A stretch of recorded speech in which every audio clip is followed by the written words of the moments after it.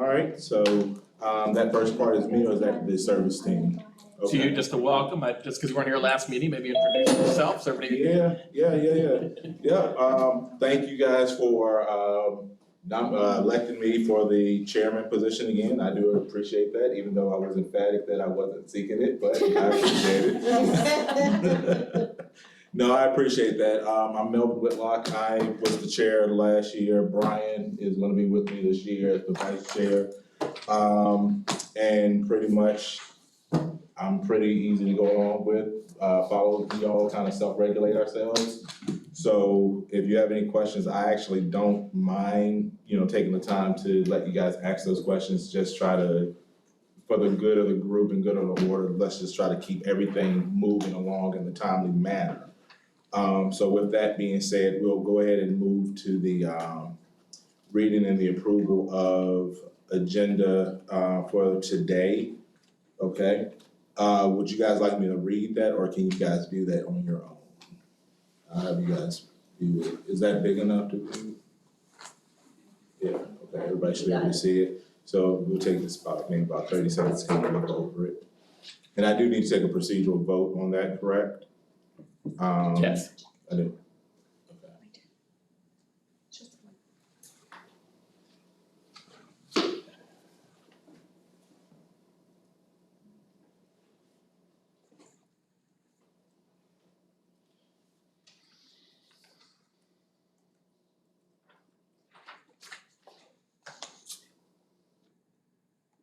Okay, if everybody's viewed the agenda, I'd like to call for a motion to approve it, and I need a second for that. Motion to approve. Okay, Second. all right.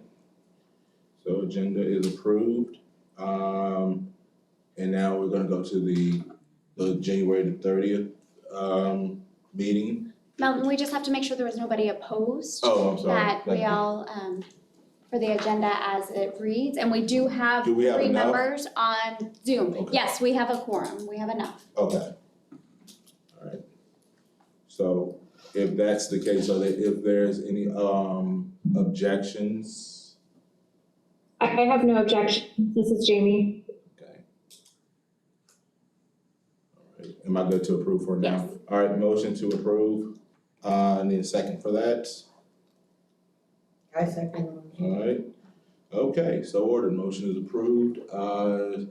Here are the minutes of the last meeting on January the 30th. If you want to take a moment to look at that. If you picked up a packet, they're also in the packet over there.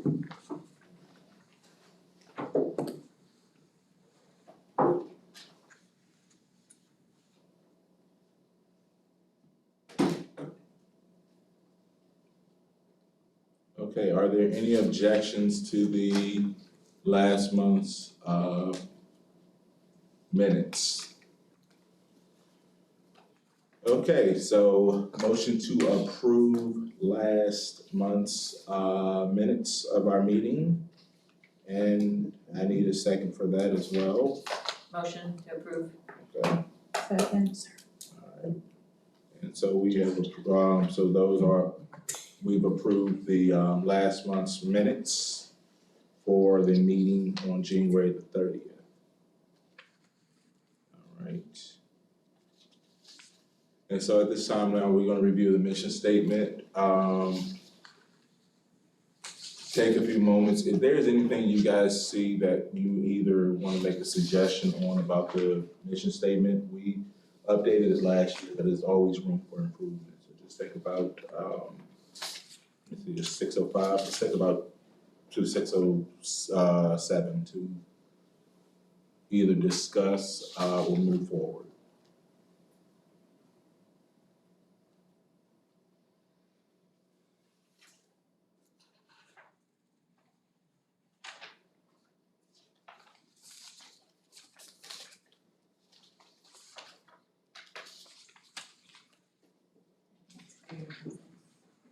I think it's clear and concise target. Yeah, we reviewed it and fixed it last time. Yeah.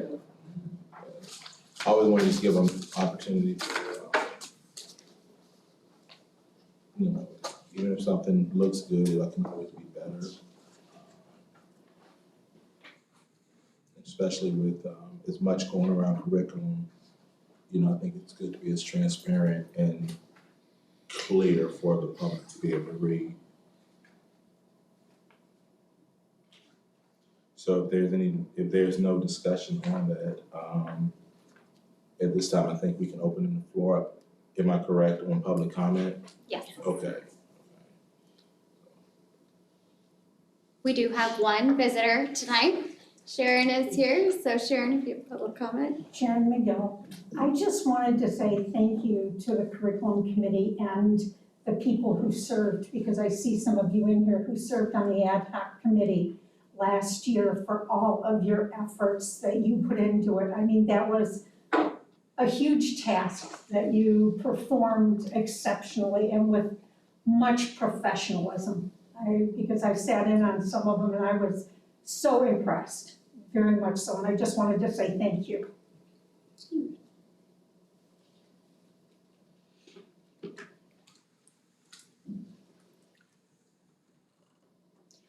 And we have that whole 5 minutes allotted. Is that a time that we have to take, or is it? No, you don't.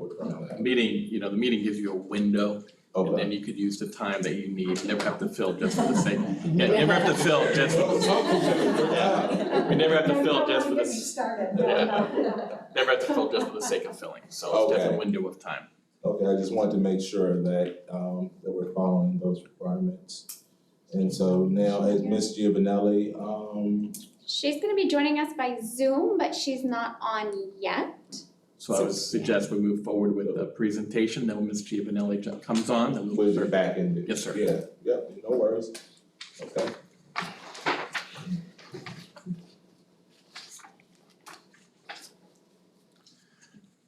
You ready?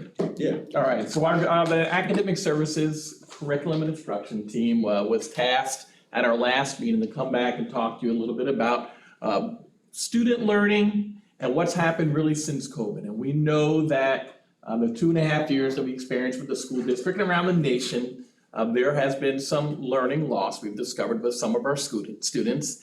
And then compound that with what happened with those 4 or 5 weeks with Hurricane Ian as well.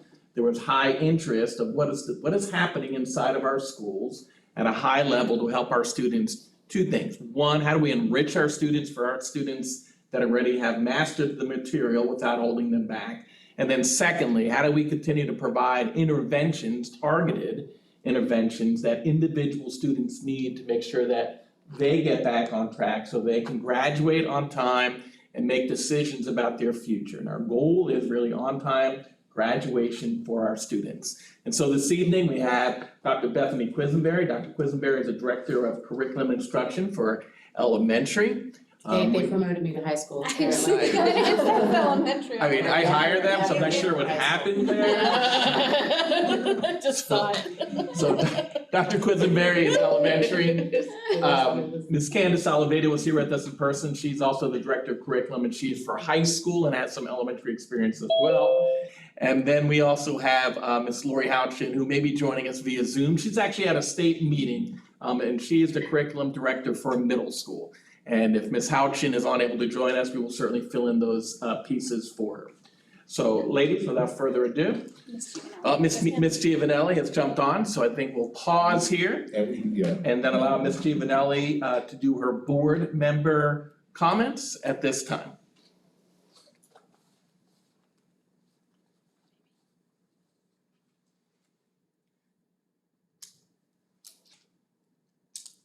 You're on mute, Ms. Giovanelli. All right, well, yeah, There you go. sorry. Hi, thank you, welcome, everybody. I apologize for missing the last month's meeting and this one, when it was opportunity for me to Zoom, because I Zoomed up until, like, almost 6 o'clock from the prior meeting, so this enabled me to be able to get my work done. I really don't have anything other than the House Bill 1557 that was challenged by a couple of, I think it's some students and parents and Equality Florida, that was dismissed. they're allowed to bring it back. I think that is something that's really important because it possibly could see it come back. But right now, everything, the law stands as it is per the governor. So I just thought I'd add that. I don't think I have anything else. And if anybody wants to add to that, that would be great.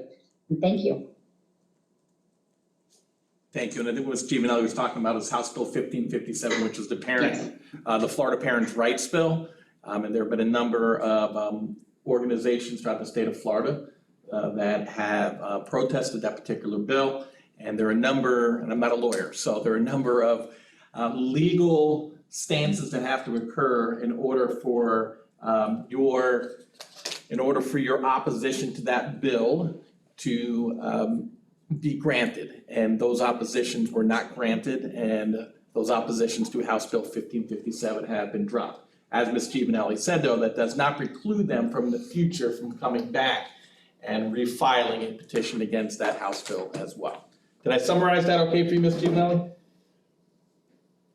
Hope so. Okay. You did perfect. Thank you. Thank you.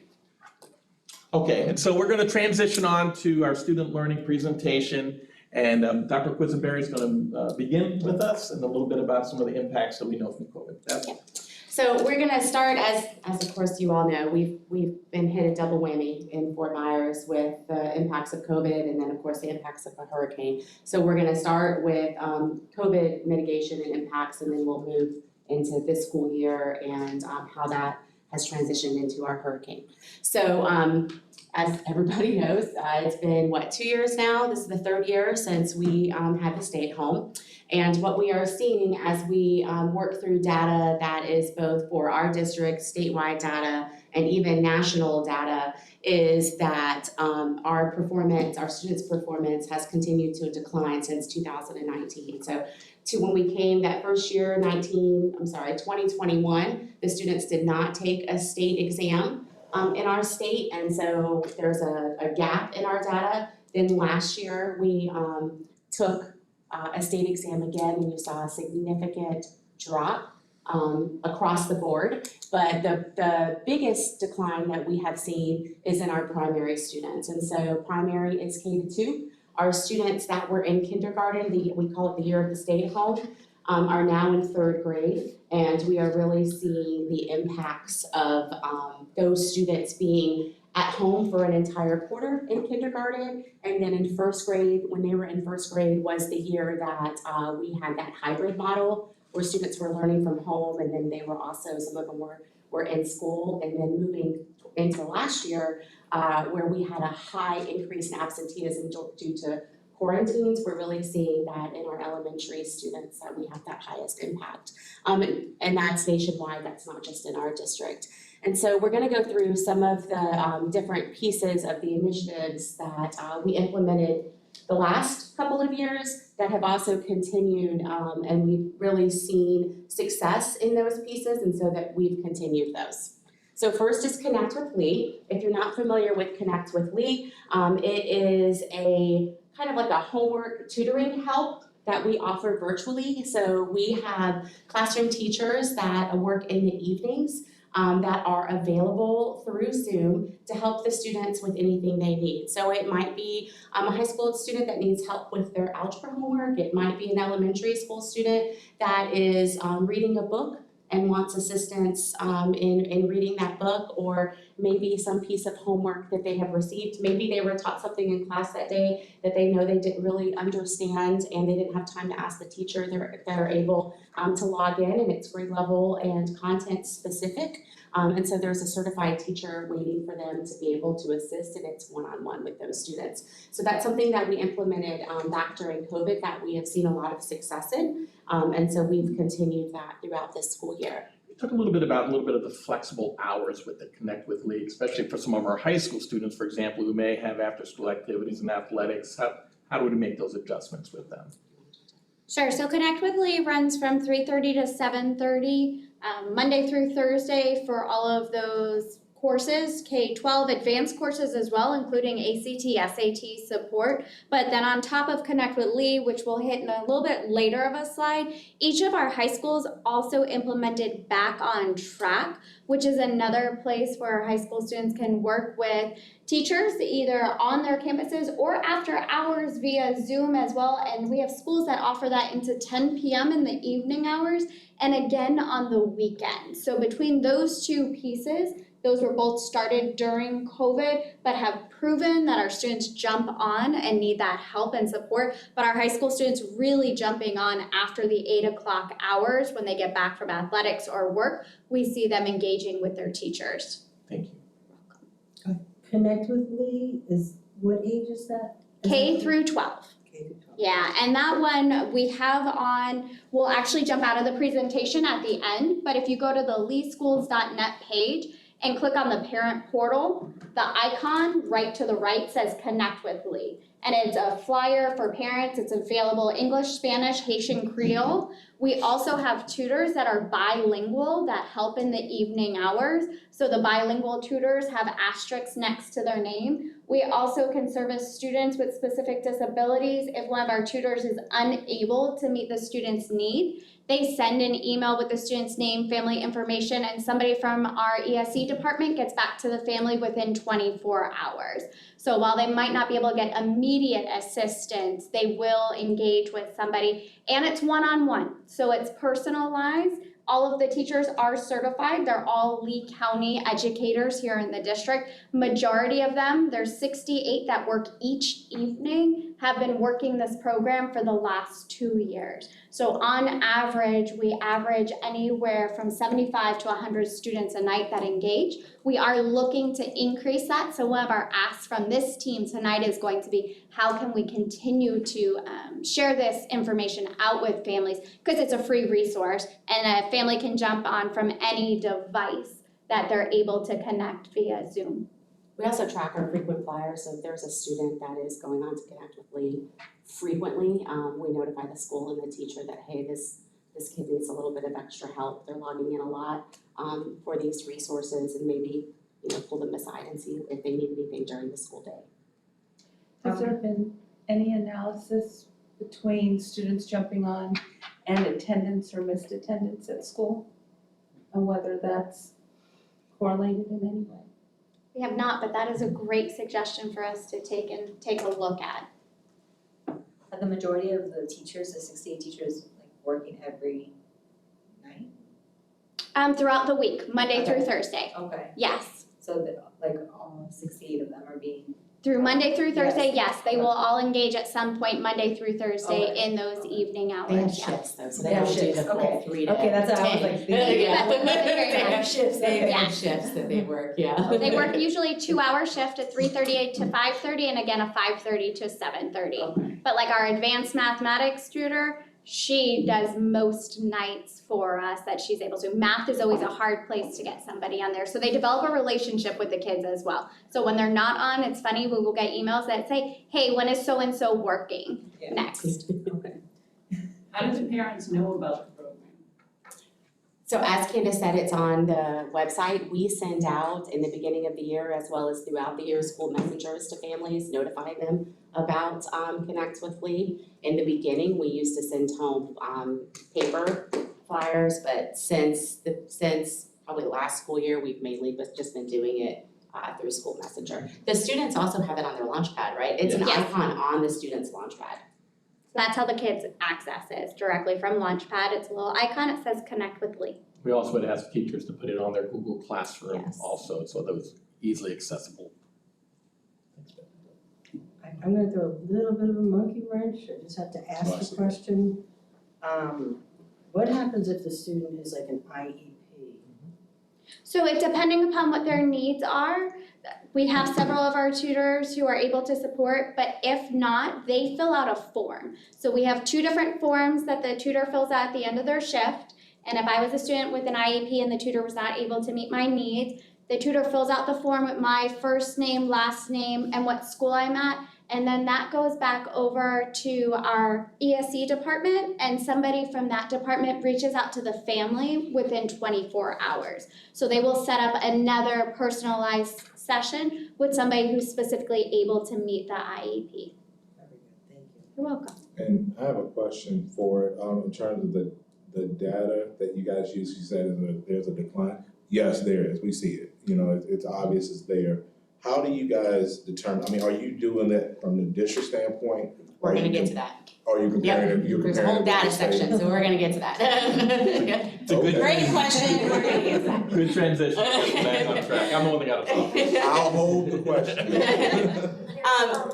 Sorry, sorry, there's go a question in Yep. the chat. For elementary, is it just homework help / random reading practice, i.e. read a book, or is there tutoring to help close reading gaps with science of reading techniques? It's whatever the student asks for when they go on. So if the student will go on to the one-on-one, but the student has to be able to say, I need help with X, Y, Z. So if a student just logged on, the teacher doesn't have like a set curriculum to answer the question about the science of reading. The teacher doesn't have like a set curriculum that they're gonna assist every child with. I'm looking at you like you asked the That's question. fine. But so the student would have to say, I'm struggling with this, and then they would be able to support them. And if the student can't articulate it, a lot of times elementary parents will jump in the background and specifically tell the tutor, here's what my child needs or what they're seeing. And then the tutor is able to jump in from there, especially since they're Lee County teachers. They have access to all of our resources and they're very quickly able to engage if more information is needed, and they can gather that from the parent. And then there's one more, not sure if it will go here, but and what is being used on MTSS / RTI to close reading gaps? So we're gonna get to some of those pieces, yes. Okay, so then another mitigation that we implemented in the beginning of COVID, so this is our third year now, is that we now have primary literacy coaches in every elementary school. So what we were finding is that schools had literacy coaches in each elementary, but because the accountability for state testing was in third, fourth, and fifth, the majority of that coach's time was going to third, fourth, and fifth, and so we were constantly filling holes, right? Instead of being proactive and ensuring that our students knew how to read by the time they got to third grade, we were constantly doing interventions. And so implementing these primary literacy coaches, they are there to model and support for K1 and 2. They're district funded, and they come down for trainings every month. There's actually a training in here tomorrow with our primary literacy coaches, and they are extensively trained in the science of reading and in those foundational programs, foundational skills, so that they are able to go back and they support those PLCs and those individual teachers, and then they provide that professional development at their schools. And then for our tier 3 schools, which is going to be based on a number of different factors, I think we call them high needs schools now. Those schools were allotted, and this is K to 12, so elementary, middle, and high schools, were allotted math coaches at each of those schools to be able to do that same support. I'm gonna talk a little bit about professional development in just a minute, but the math coaches come down for trainings every month as well. Nearpod was something that we implemented during COVID and has also continued in all of our resources, as well as training for our teachers. Nearpod is a program that is very interactive for our students utilizing the Chromebooks, and so it does quick I wouldn't call them quizzes, like engagement with the kids where they're able to interact with the students' instruction. And so when the teacher asks a question, instead of the kids raising their hands, the teacher is able to implement that quick little check. The kids all answer it, and then they're able to get a quick check of their class to see if they need to elaborate, or if they continue their instruction, or if they're able to move on. And so we provide training in Nearpod, as well as we implement it in our district resources. Is that the one with the QR code? It's more than just that, but yes. I mean, that's the QR. that's how you get to the questions, yeah. Yes. Leading and learning is something that we also implemented a few years back, but we have continued it because of its success. So we bring down one teacher for every grade level, every content, every school to have training. In fact, there's one tomorrow night, Wednesday night, and Thursday night for elementary ELA. So for example, in third grade, a school is gonna send an ELA teacher for their grade level, a math teacher for their grade level, and a science teacher for their grade level for very specific content training on the benchmarks. And so then that teacher takes that back to their grade level planning, and so they're able to plan effectively utilizing best practices and strategies because they've come to the district and now they're able to take that back and train their teams. And that goes all the way through 12th grade. Then some of the other pieces for professional development that we continue to provide is best standards training. As everybody, we've talked before about that the best standards were implemented for math K-12 this school year. And then ELA started K-2 last year and then 3-12 this year. It's a lot of new. And so we've had extensive opportunities for teachers to have those trainings in smaller chunks. Virtually, face-to-face, we provided over the summer, as well as we invite them down grade level specific or content level specific. We provide training in all of our adopted curriculum materials as well as all of our supplemental materials, virtually often and many face-to-face. Monthly K-3 science of reading training. So we have, if there is a teacher that is providing intervention for our highest needs students, they're invited down each month. That's actually tomorrow night as well for this month. They're invited down and they're provided extensive training in each of the pieces of the science of reading to be able to implement it with their students.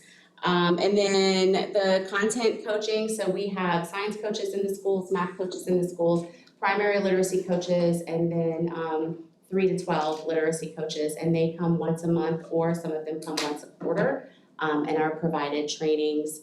And then we also have summer series. So last summer we had summer series in June for 3 days and then in July for 2 days where we were able to train close to 2,000 teachers. And they were able to pick their menu for what they felt that they needed. And so we're gonna continue that this summer in June.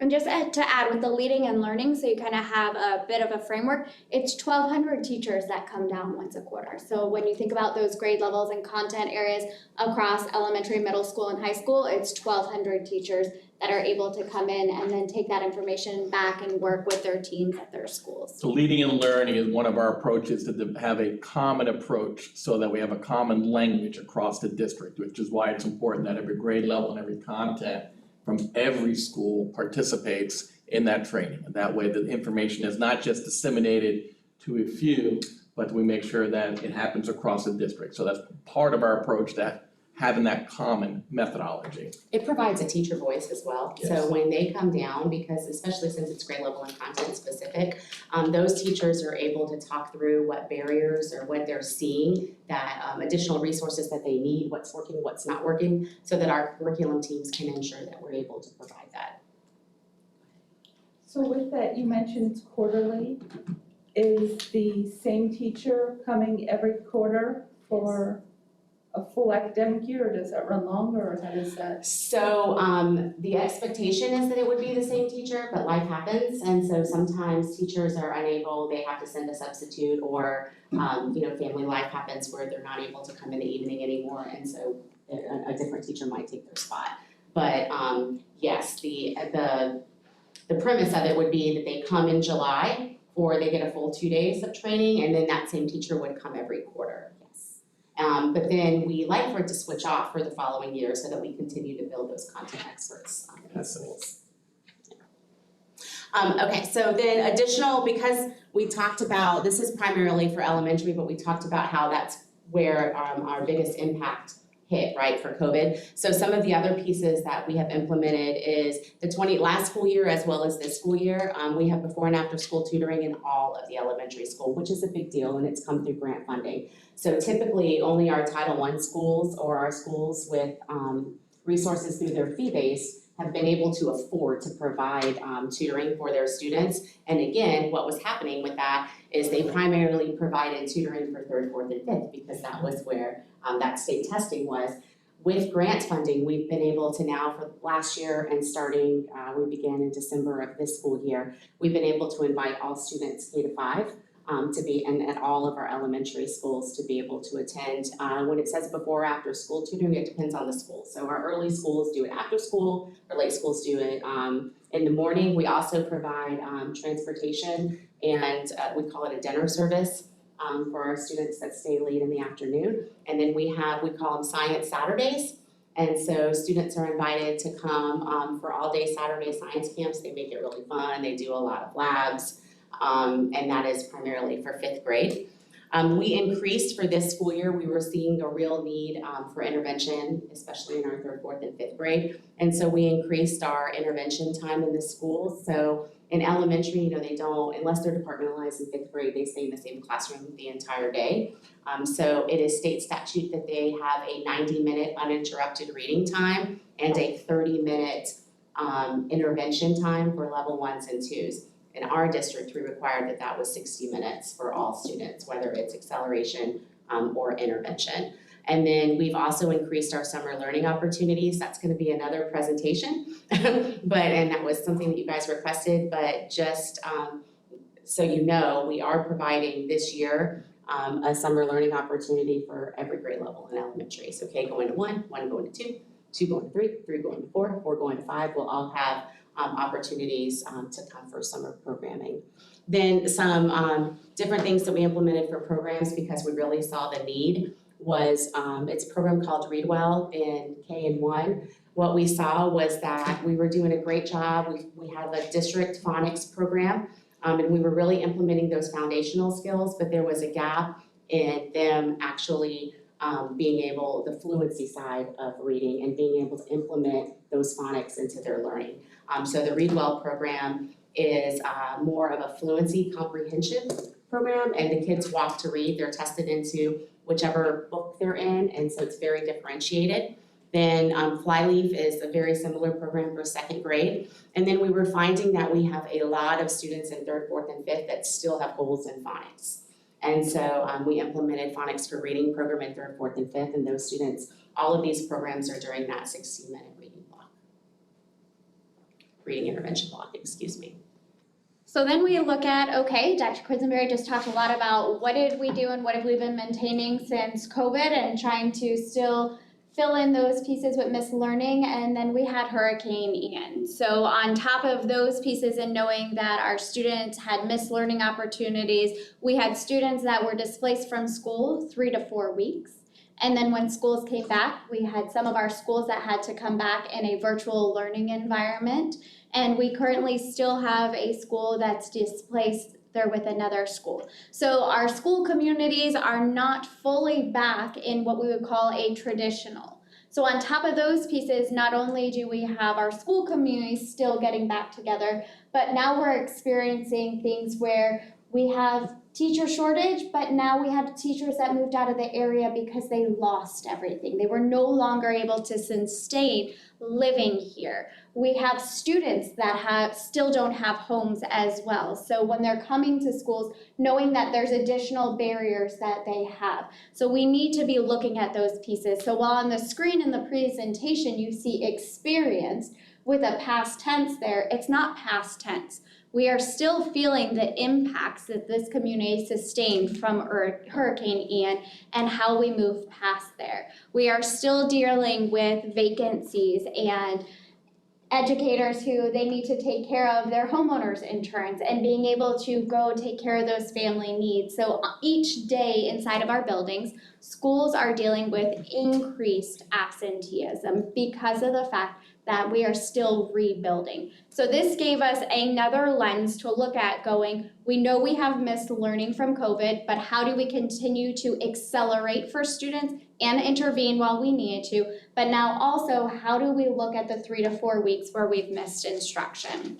So we really took a hard look at our instructional materials, our assessment calendars, progress monitoring data, and then refocused in on interventions, acceleration, and we'll be coming up on what you're going to hear is our spiral review. So one of the first things that happened when we came back is we took a look at our state testing calendar. So the state puts out a testing calendar and then requires districts to pick specific dates for their county. We're provided with a window, but we're required to pick specific dates within that window. When we came back together, one of the first things that we looked at and said is students need the ability to re-engage with their teachers, which means we need to push back some of these assessments because we're not going to be able to gain back 3 to 4 weeks of instructional time, but what is within our control is moving our assessment calendar. So what you're seeing on the screen is what our current, because it was current at the time that this conversation was happening, and then what was proposed.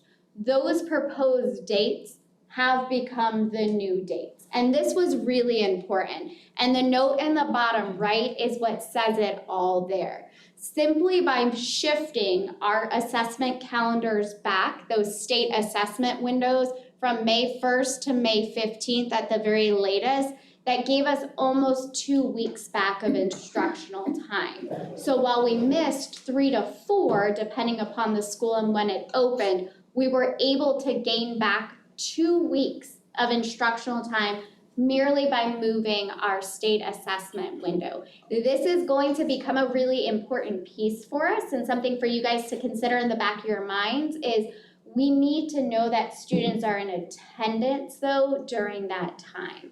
So while we really push students in attendance and being there, because we've shortened our window time frame, we need to make sure we're communicating out to families the importance of being in schools on those days. Because while we've heard that's a hold harmless year in terms of accountability, but when we're really talking about our 3rd grade students and state legislation about what they have to do to get to 4th grade, that's a critical year for them. And then again, our 10th grade students, I can't say it enough and promote it. This year's 10th graders still have to pass their state assessment for graduation requirements. So being in school, helping us get that message out on those days and every day is really key there. So this was one of the first pieces that we took a look at. The next thing we did though is once we moved assessments, we looked at our instructional pacing. So every grade level, every content area, and the tested areas specifically, some of our higher level classes, they do not have a pacing guide because they're syllabus driven. But in all of our at least state assessed areas and then all of our elementary, we have what's a recommended pacing guide.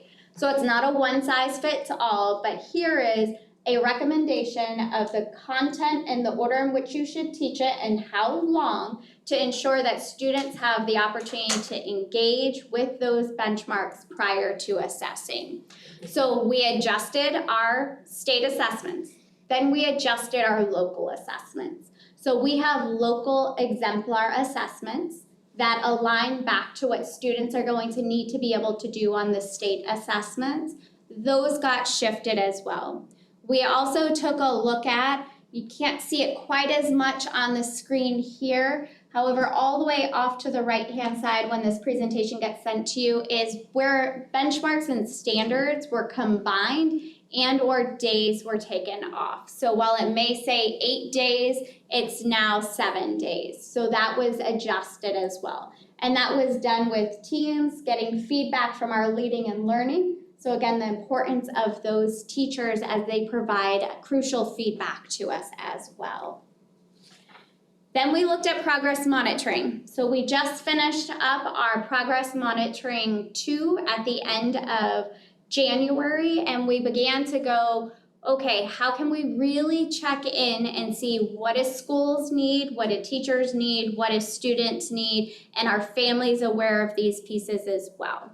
So we host data chats where we ask schools, how's it going, where are the needs? Same thing happens at the school where they're working with teachers saying, how's it going, how are your students doing, what do they need? And then for our students, the way these happen, Depending upon the school and the level, students will hold student-led conferences where they set goals and share with their parents, guardians, where they're at and what their goals are. But then also the data lives inside of our Focus parent portals. So there are specific family reports inside of Focus that share exactly where they are and how they're doing. As Dr. Quisenberry mentioned earlier with math coaches, where additional resources were given to our high needs or our tier 3 schools, we look after our progress monitoring data and look at all of those data elements and say, what supports do our schools need? And we readjust. So a school at the beginning of the year that may have really needed math support, now they're doing really well and will pull back because they have the system set in their schools to make sure another school is getting that support. Brian? Sorry to interrupt, what do you use, I've heard of the FAST test, but is that the main thing you guys? That's the state assessment, yes. So, yep, we use in 3rd through 10th grade, it's the Fast Progress Monitoring, ELA. In 3rd through 8th grade, it's also FAST for mathematics. And then there's the algebra, geometry, biology, US history, grade 5, 8 for science as well, where we have local assessments in there. And then Dr. King, you want to talk about K2? K-2 is also called FAST, but it's a different assessment than 3 to 10 take. So K-2's FAST is in kindergarten, it's called Start Early Learning for ELA. Actually, first quarter of first grade is also Start Early Learning. And then it's STAR Math for K-2. So that is also a state mandated assessment. I noticed the FAST test, all of Florida, wasn't just Pinewoods or my daughter. Yep. Was below benchmarks in math. So the way that the FAST assessment is created is it's based off of the benchmarks that child will learn in that grade level. So So it's before they even learn. For the full year, That is it's a correct. comprehensive assessment. That is correct. So they take it in the beginning of the year and it measures whether or not they have mastered all of those benchmarks for the entire year for the end of the year. Despite that, they did well on English, it appeared, but just not math. So Which in makes that sense case- because they haven't, she hasn't learned those pieces. And that also goes back to the slide where Dr. Quisenberry mentioned earlier, we're still seeing those largest gaps in math K-12. So there's still, every time we have missed school, so another 3 weeks of Hurricane Ian that took the kids out, those are even more skills that build upon each other. So a lot of times as families, we'll pick up, we'll read something, students will be reading something. Students are not always engaged in mathematics naturally on their own. Yeah. As much as that may hurt my math hard, but it's one of those pieces. So I have a question though, and like I said, it goes back to the data and it goes back to other districts. How do we know this is working compared to Almost other there. districts? Well, Almost. I know we're supposed to be there the last one. I just wanna ask that question, like, are we looking at this compared to Collier County and others, or is this just school to school data where you? So the FAST assessment now, which Candace will get to that in just a minute, we are now able to see our comparison to the state. Okay, So that's what we use for comparison. It used to be before they implemented the fast progress monitoring, we wouldn't know how we compared to the state until after FSA was over at the end of the year, and that was the only place we were able to compare. Now, throughout each time we take this progress monitoring, we're able to see how we compare to the state. We are not able to see how we compare to other districts through the progress monitoring. If it works the way that it has worked in the past, where the state releases each district, each grade level, each content, then we'll be able to see that over the summer, but we don't have access to that yet. I'd say it's too early to tell because all this is fairly new for you guys, so we probably won't be able to get a real grasp between us compared to other areas probably at the end of the school, until the end of the school year, so. And I do want to touch base a little bit on the data, Chaz. And so every one of our principals did come down here and they spent an hour with the deputy superintendent, myself, their curriculum person, our English language learner, our ESC, our professional development directors. And we literally went subject by subject and each school presented student by student. These are how are my students doing, these are the interventions we're providing them, these are the enrichments. And it was all about systems, making sure that our schools had systems in place to make sure they were meeting the needs of individual students. So principals had to show, where are your students? Where are your individual students? What are you doing for these students specifically? And then I'm sure those, for those of your teachers, those then went back to the schoolhouse where those were also then replicated as well. So I want you to see that there's an alignment between what's been happening at the district with sharing the data and the support needed, but making sure that we're trying to meet the needs of various learners inside of the building as well. I just wanted to make a recommendation on the data chats part. Regarding the meeting with school-based admin and PLCs, I think it would be helpful if district staff communicated directly with the teachers in those PLCs, because it's actually kind of become a pain point this year. It's kind of become a thing where we're told the district's coming and, you know, they're gonna be checking on making sure your common boards are right, and, you know, we'll have a bunch of people that the kids don't know come into the classroom and stuff. And in a year that we were already dealt with a lot of stressors, it's created quite a bit of additional stress. So I think if we had the opportunity to kind of have those conversations directly with the academic services staff, I think that would kind of clear up a lot of that. Thank you. Really good feedback. Thank you. So in moving forward for our targeted interventions accelerations, we just wanted to show you guys some examples of what that might look like. So this example is from 3rd grade. We're getting ready to push it out.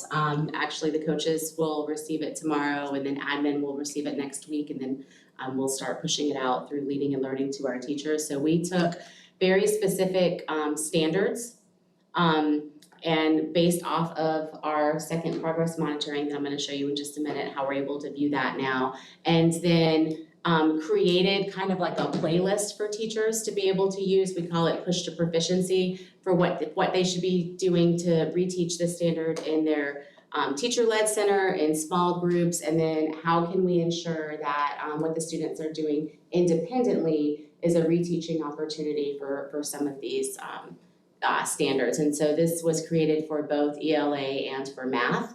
It utilizes some of our different programs, mainly iReady, as well as in the secondary they have ALEX for math. We use MindPlay for our students with disabilities, and then Imagine Learning for our English language learners. We've also created remediation paths that I'm going to show you in just a minute, look very similar to this. And then as Candace talked about just a minute ago with credit recovery opportunities, this is about the time that some high school teachers and students start getting very nervous for whether or not they're going to maintain all of their credits. And so we provide those opportunities for them to get back on track, as well as adjusting their master's schedule. And then some drill down resources. We used to call it just in time as well. And so it's really just providing teachers, because teachers, they don't have time, right? They don't have time to find all of these resources and to build all of these pieces. And so we try to ensure that we provide to them these pieces that they can quickly go to be able to utilize with their students for their individual needs. So this is a picture of what the FAST portal actually looks like. So teachers and administrators are able to access, this is ELA, I believe. They both look the same though, ELA and math. And so you see how the state is at the top. So you're able to see where the state is at, where our district is at as a whole, the school, and then that would be an example of one teacher's class. So if it's a secondary teacher and they have multiple classes, they're able to compare all of their courses. Elementary would just show their class, but then you're able to dig deeper. If they clicked on period 1, then it would open it up for their students, and it would show each of their students' scores. If they click over on these pluses, it opens up for each of those domains, and then it shows how the student performed on each of those individual standards within those domains. What we really found when we started digging into this for PM2 is that it was a reflection of our impacts from the hurricane. So specifically in elementary, I think middle and high had the same issue, we had not begun to teach prose and poetry yet. Prose and poetry didn't start until the end of January. The rest of the state already had prose and poetry because they weren't behind 3 to 4 weeks. And so we really saw that impact in comparing the state, which Candace is gonna show you in just a moment. And when we really started digging into those standards, it was just because our students hadn't been taught that. The same happened with math. We hadn't started fractions yet, which is a big percentage of that math assessment. They started it in the beginning of, in the middle of January, and so we saw that impact in this progress monitoring as well. I have a question. During the pandemic and stuff, we sent home materials for the students, and I think that helped them a lot. Is that something, especially in math? I know that, every month, every quarter, the teachers would bag up stuff and send it home so that the kids that didn't have access to math activities, they could actually do hands-on activities. I think we're using so many computer programs, I'm wondering where the hands-on is coming. That's good feedback, thank you. We don't have a plan for that yet, but that's good feedback, thank you. This is just an example for middle school, the way that theirs looks. So they took, this is math, so they took each of the standards in the FAST, and then if you look down the bottom, you can kind of see where it says independent, where it's checked is where it was taught. So see, some of those standards aren't till 3rd quarter. And then that gives that resource for those teachers to be able to use. So then moving over to the data element, kind of where did we start this year? What did our progress monitoring 2 data tell us? So at the beginning of the year, when the students first took their progress monitoring 1, and again, this data set is just 3 through 10, because that is who takes the FAST ELA, you'll notice we have our district percentages and then where the state was and our gaps. So at the beginning of the year, what were our gaps, where we were, as you heard, where we were including those interventions and acceleration.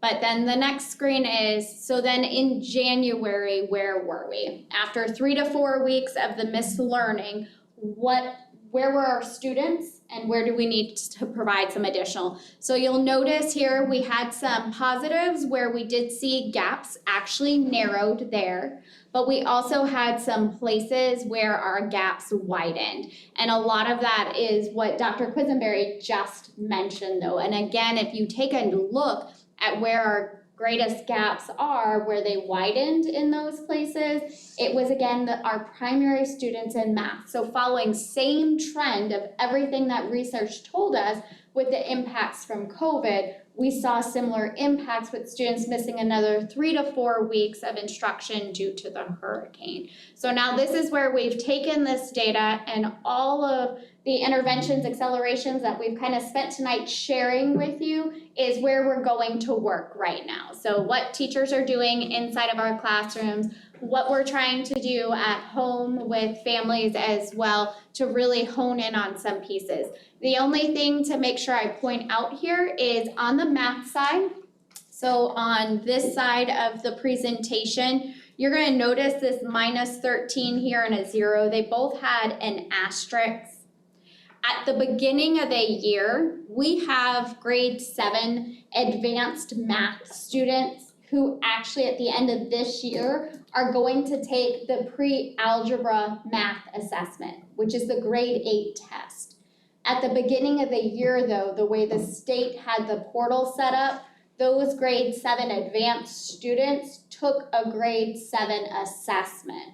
So we made sure in working with the state that districts were able to move students to the correct platform so it would match what they're going to take at the end of the year. So our grade 7 advanced students for the second assessment took the pre-algebra or the grade 8. So you see this drop here, but that's because all of our advanced grade 7 students are now in this line here. So just in case you were wondering, why are those numbers there, but they're not highlighted as narrowing or widening as well.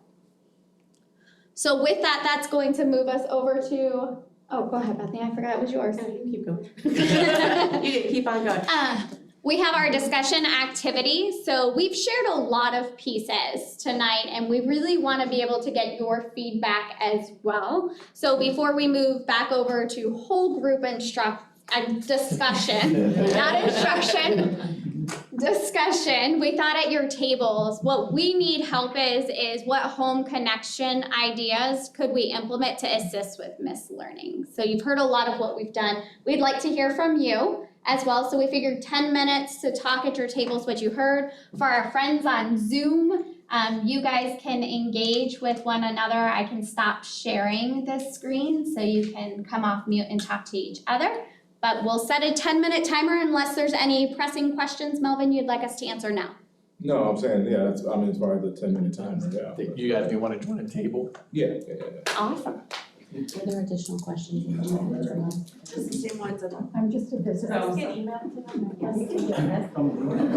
But I did agree with you about having in the paper, because so many people still don't have internet. All right, guys, can you hear okay on the screen? All we have for our kids is All right. computer. Do you want me to mute this? That way when you guys are talking, you also don't hear the background noise here? That'd be helpful? Okay, but I have to think there was that kid from the elementary side. Okay, I'm gonna mute that then. Yes. A lot of parents support. So If you don't have parent really, support, then your kids are not gonna you know, I can help regardless of what you say. my oldest. So yeah, whether it's going back to I understand, I gotta think whether about the this work, is. you know, like, you said, we don't get over.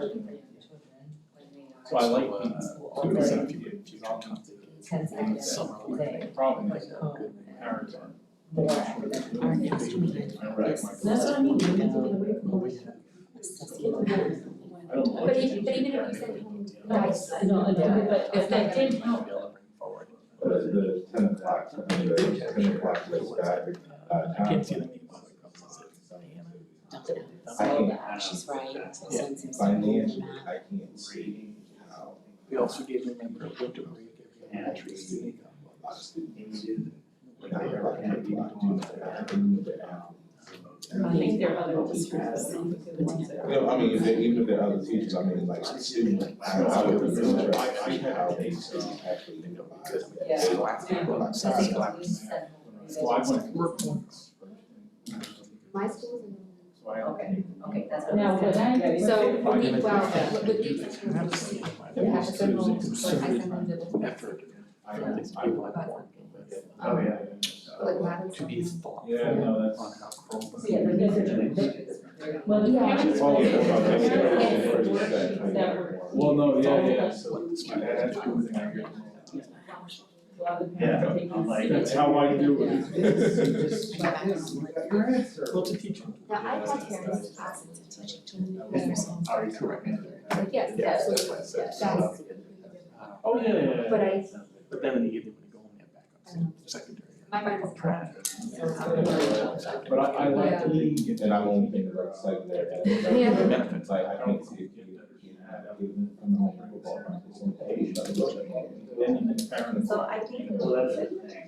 And I don't even know that many parents do about that. they don't, Because I they was, know. I was husband, you know, he's a. About what you're talking about. Well, And I didn't even know about this. Which a one? lot of The our teachers connected? do, a lot of our teachers work it, so it's. Yeah. The connected learning? Yeah. Yeah, I didn't think I mean, I didn't even know he did that. So. Really? We also do it like arrangements, so like we have parents sign a waiver, and believe it or not, a lot of parents are so willing to sign that. In fact, they sign it to each other. No, you do. How many? Okay, but yeah, it's their miss, so I just sign a waiver. They're not hitting their CPD, so they have to sign a waiver saying that they're gonna miss outside. So 2 days a week, it starts 2 days a week, they're getting to. I think we should say that up front. So one suggestion I'm gonna make for this, you gotta come to structure, right? I get inundated text messages from my applications. Old school, stuff like that. I didn't get a text message about, absolutely wrong.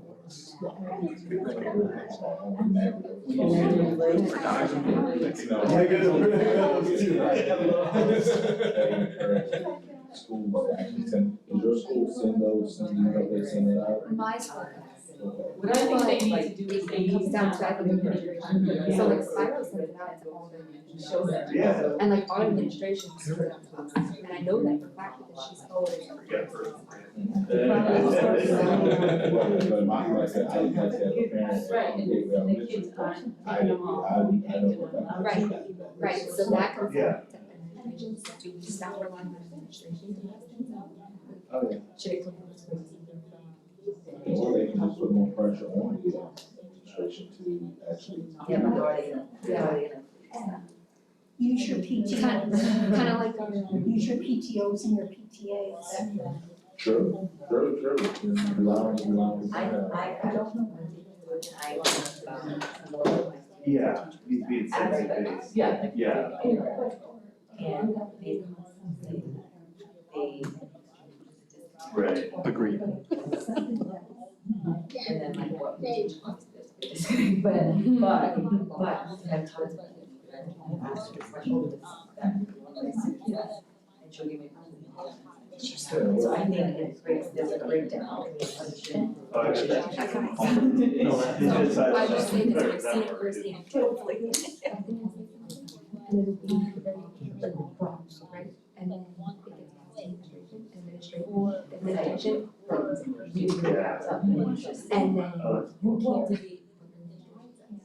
So kind of like the law and then the. Because they're not writing that Right. Every school is I was different. trying to figure out where to break that. Every school is So I think that, so like, that's what I've seen. Yeah. And then how do we access all of these programs? You don't have access to. Yeah, but you can use iPads, you can use phones, trust me, kids have this because they're watching YouTube, they're watching TikTok, they have it. That's true. They have access to it. But then how do they get access to like the primary? They still get some. Right. And So that's database. That you have to show, like, your scores have to reflect, so your data has to reflect that you need a Because there's a need for that. or the next grade, they'll have to do it all over.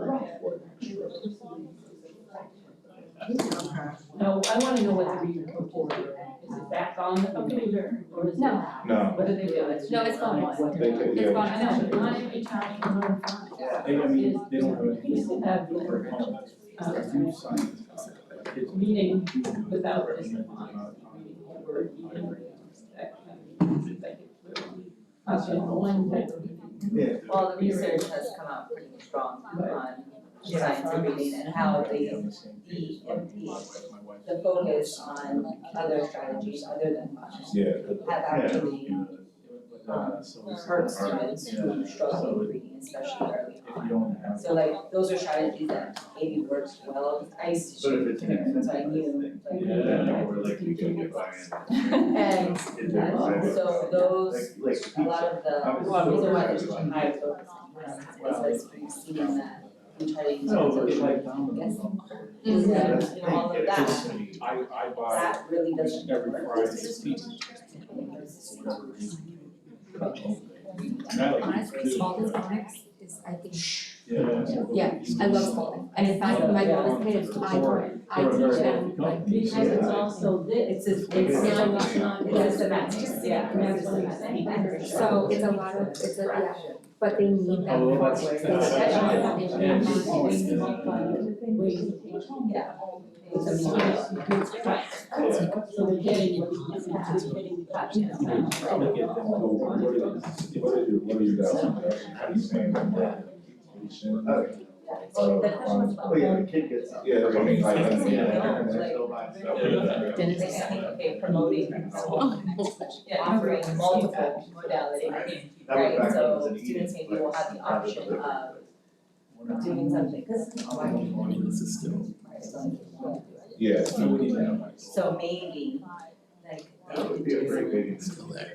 I would say, honestly, you could have an online tutor, plus maybe some manipulatives that are sent home, or something like that. Okay, but think about this, if it's sent home, if it's sent home, whether it's by the teacher or the school or the district, and you don't have anyone to cover those kids at home, then the parents don't understand what's going on. Then it's,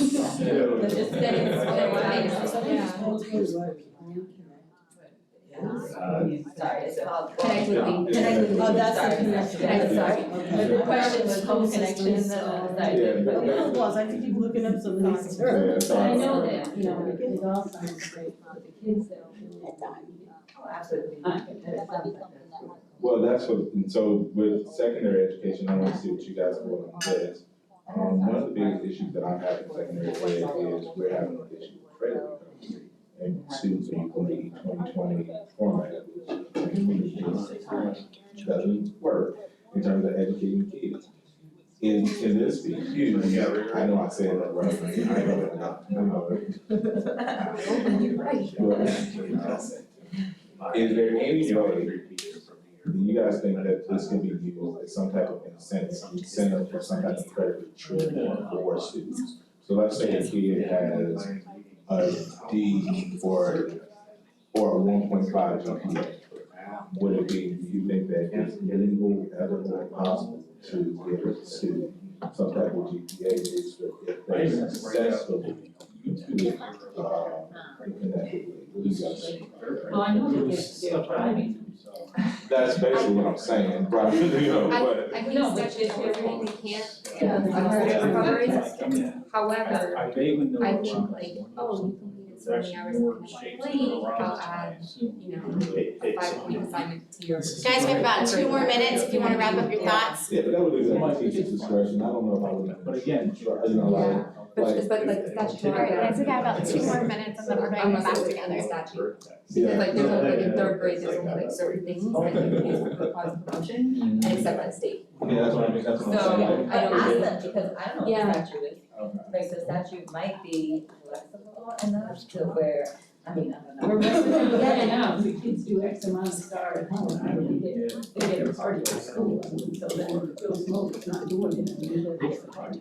That's a whole nother. We can talk about that issue for a long time. Should be, we No, need no, to for find sure. out if the students don't have a computer, like how would they be able to. So I have 3 ESCs that take home that have taken home so that they can supplement their education. But the schools have. And they offer hotspots, so if a kid really needs a hotspot, they do have that, I'm pretty sure they still have that in place for when we had COVID. Yeah. And, probably in Hurricane season, we should have like kids that are displaced. So, you know, I don't wanna use that, there are a lot of kids who still don't have access to basic internet and basic necessities that we take for granted.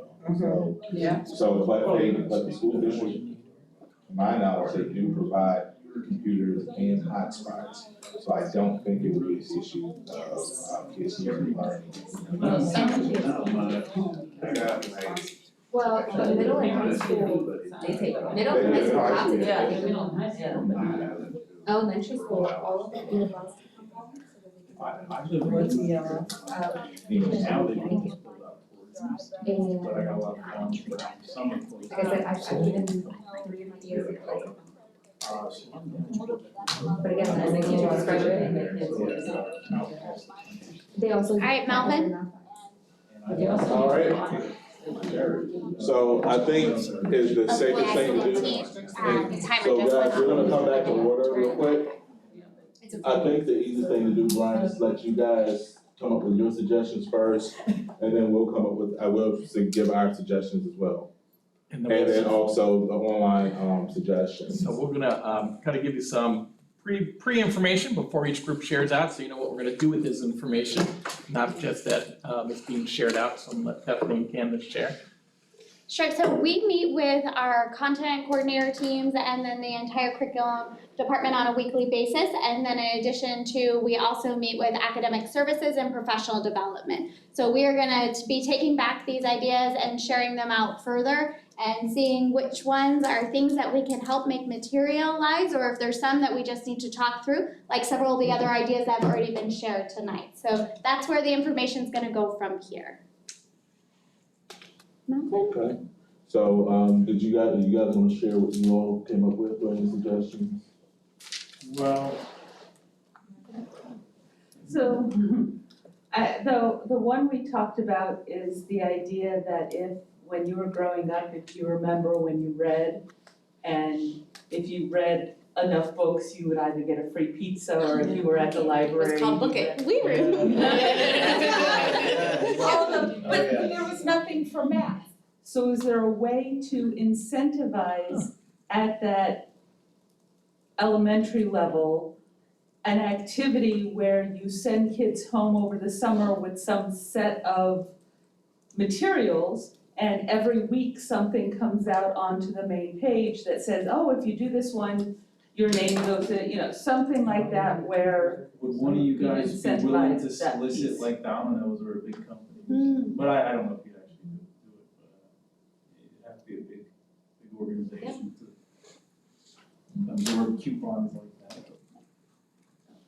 We have businesses in the area that would donate money for things like that. Oh, really? Yeah, I don't know which ones, but I'm just saying, I know that.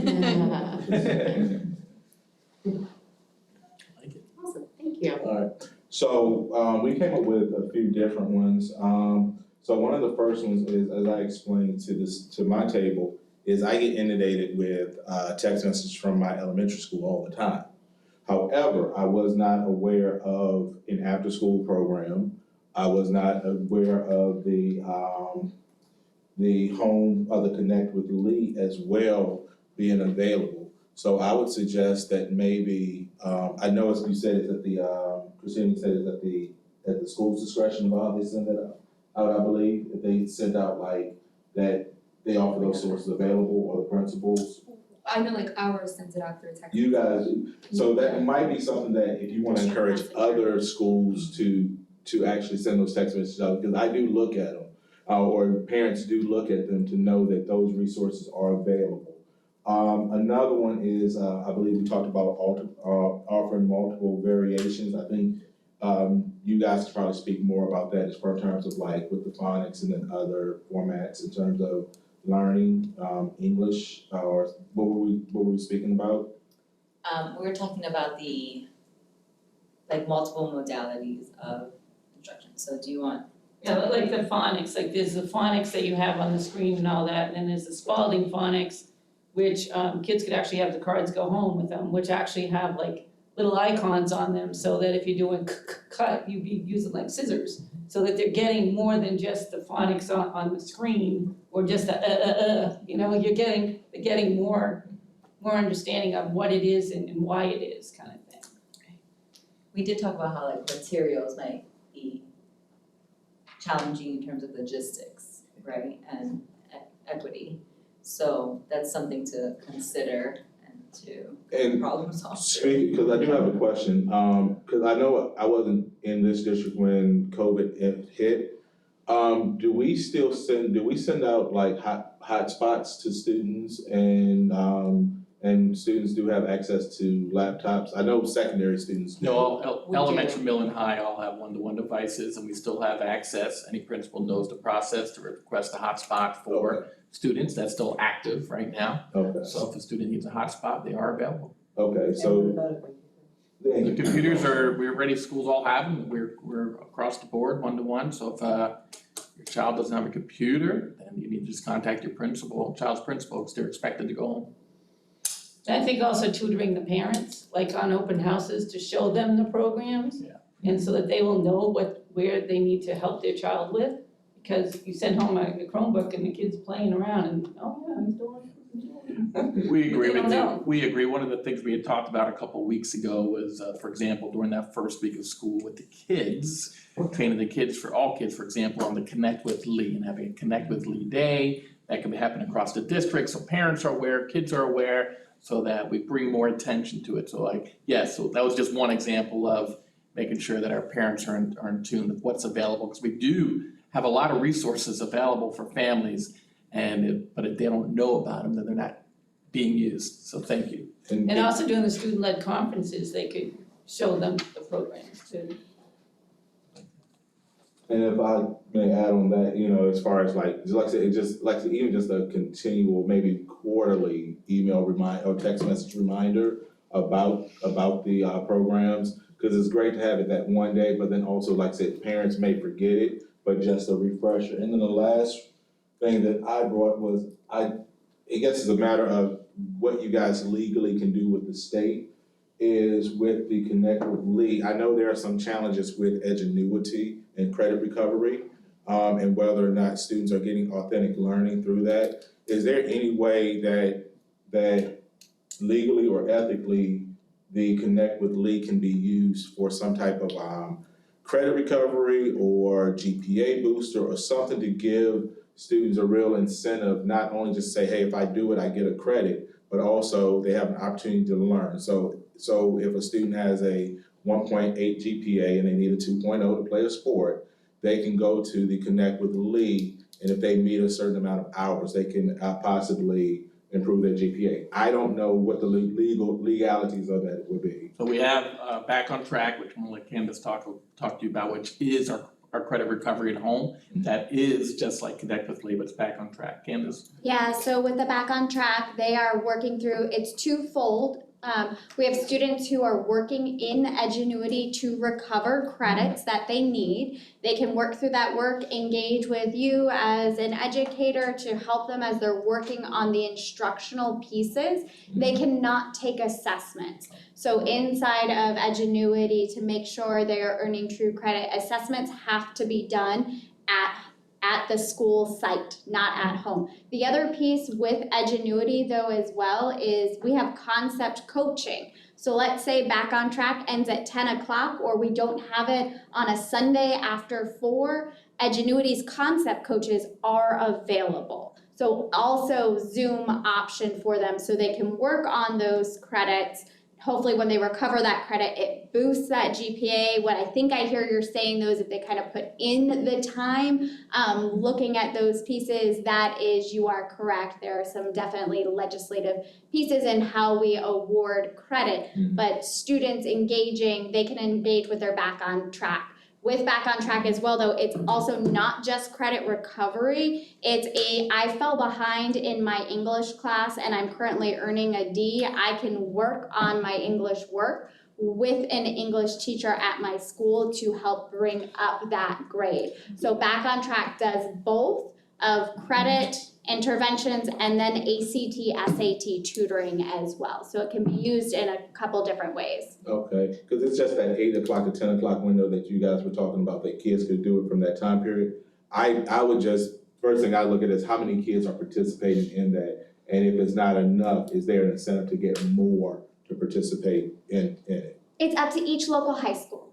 So that one's not district run, it meets the need of the school. So the school can adjust those hours as well. They can pull back from the 10 if that wasn't for them. They can go beyond the 10 if needed. They could also open up multiple weekends. So that one is completely school-based. It is not district. So it's district supported, but to meet the individual needs of the school. The schools make the time. Yes, they make the hours there because it's also face-to-face. So they offer it directly after school or on Zoom options as well. So, but thank you. And the online. Yep. So do we have an online representative that wants to unmute their mic and share as well?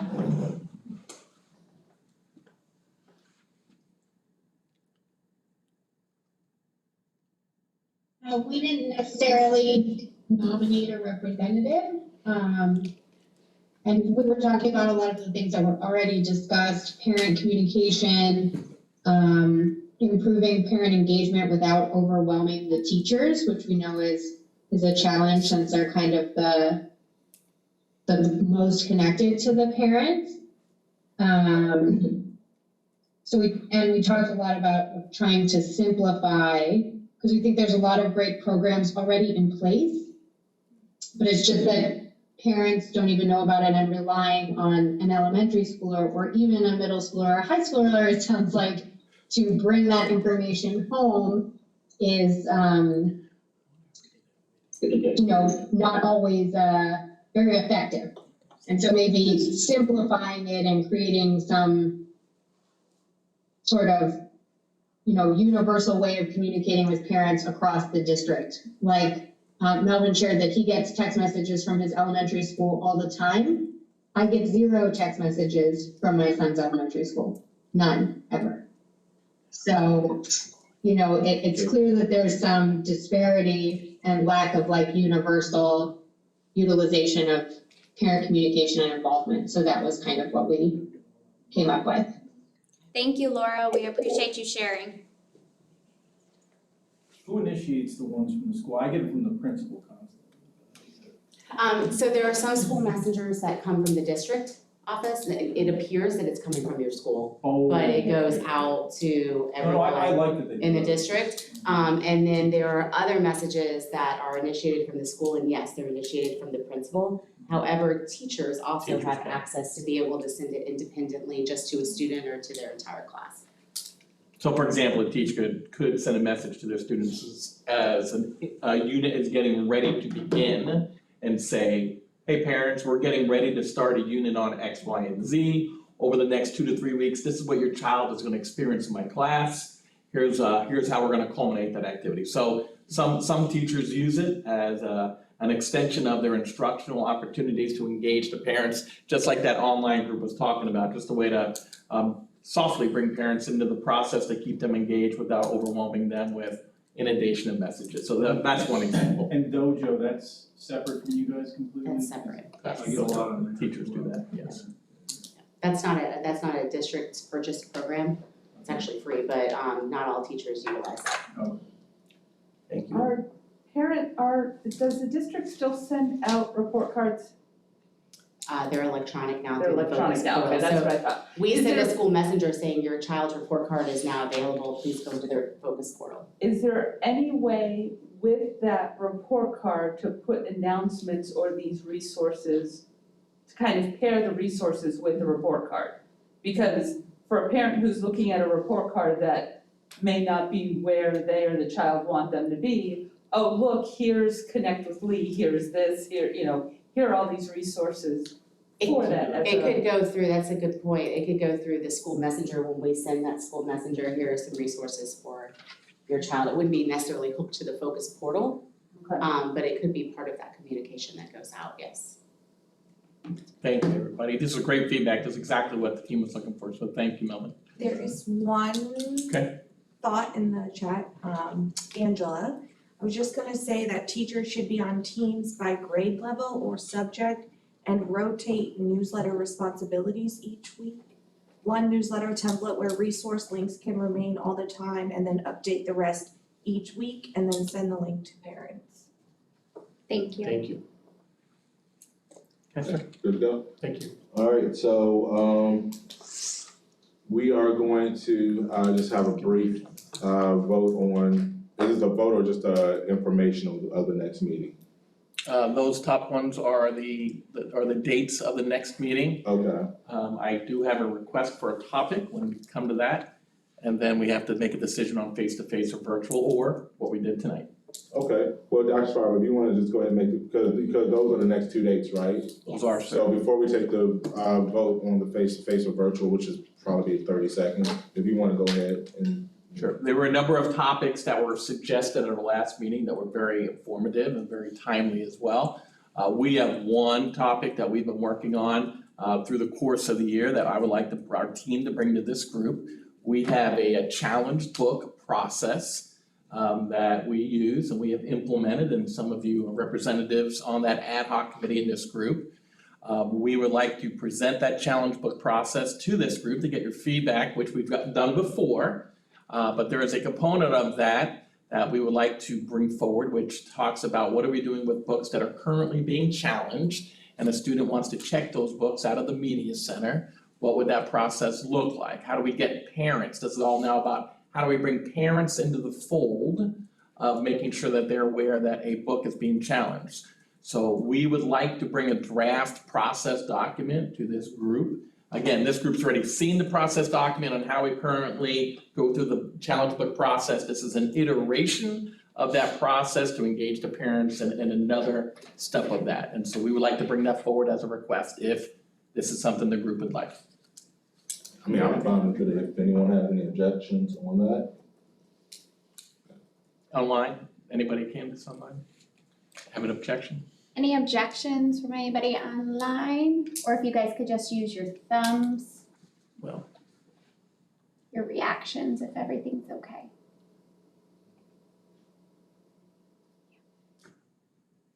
okay, we'll take that Thank you. as it goes. So thank you for entertaining that topic. Thank you.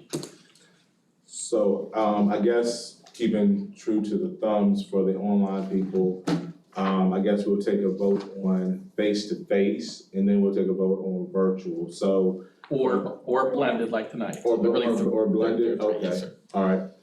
So, if you guys, so let's first do the, face-to-face. So for those who wanna have a face-to-face meeting on March the 27th, please raise your hand if you do, and then I guess somebody can record it. Only face-to-face, only face-to-face. Okay. And what about? I'll be the wanna guy. give it a thumb or something?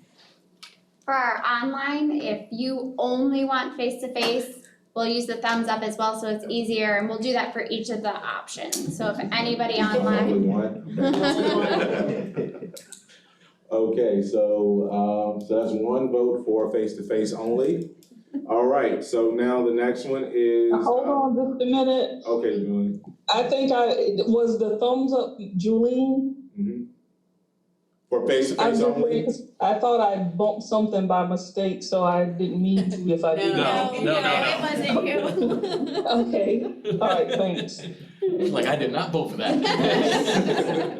Okay, so the next vote is going to be for virtual only, so raise your hand if you only want virtual, or a thumbs up in the chat. I see where this is going. I thought it worked well, I don't. It did. And the third vote, the final one? And then the third and final vote, if you want blended, for both. Here they go. All right, blended it is. Talk me into it, so yeah, blended. Okay, so ordered, that's what we'll do. And then I guess last thing, is anything good to the order? If anyone wants to bring anything up, we have about a minute to discuss. I just want to say thank you to this group. We really do, honestly, we do appreciate your feedback. We do take this feedback extremely seriously. It's helped inform a lot of our procedures in the past and the way that we do our work also. So I appreciate the candidness from everything from a parent point of view, from a teacher point of view, because that's what we need to hear. Because sometimes we're a little too close to the work and we can't see it broadly enough. So thank you very much for the feedback you guys have provided for us. Is there anyone else? Ms. I have something. Okay. Jamie Merchant has her hand up. There's Jamie. I can go whenever, whomever, Melissa, you can go if you need me to. Oh, okay, real quick, I just, thanks, Jamie. We got a letter today and, from Manny Diaz, regarding, let me read it to you real quick, because I think that's probably really important. This falls under your wheelhouse.